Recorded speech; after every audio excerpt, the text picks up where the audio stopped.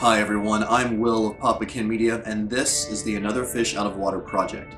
Today I have a very special episode for you because I received a message from someone who basically wanted to put her story out there in an effort to help out others that might be in a similar situation, as well as possibly help herself, whether it be through a therapeutic way of writing it out, any advice I might be able to give off of this video, obviously, and possibly just receive some feedback from people out there that, again, might be in the same situation.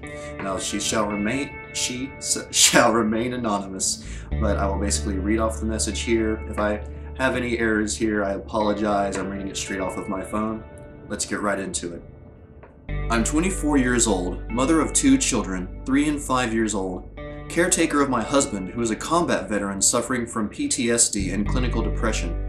I also have a panic disorder and manic depression, which basically means if I want to go out in public, I have to do it either in the wee hours of the night when most people are in bed, or very early in the morning and hope that no one's awake yet, or worry that I'll have a panic attack and not be able to drive home.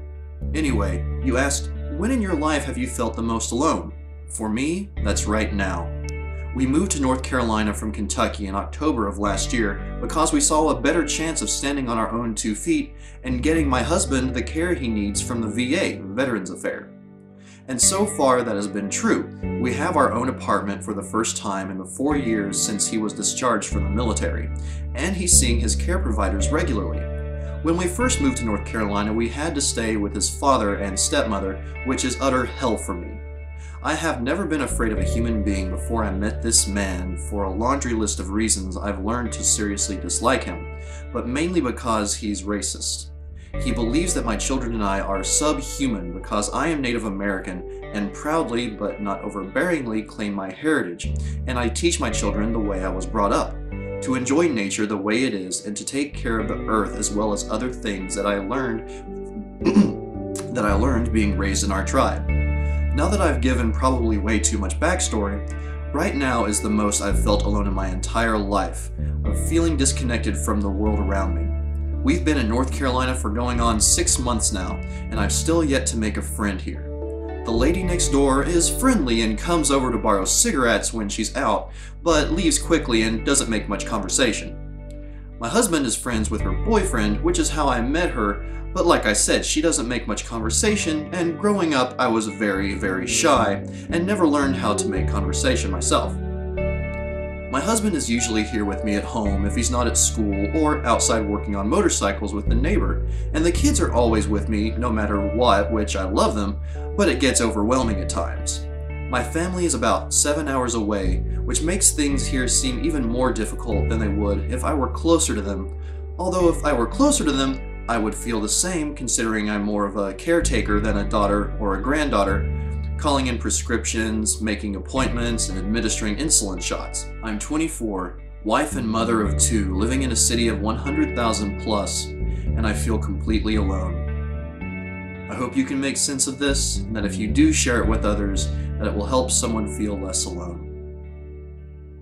For anyone else out there that might be in a similar situation, I also hope that what my friend has written here has helped you know that you're not alone. You're not alone in that kind of situation.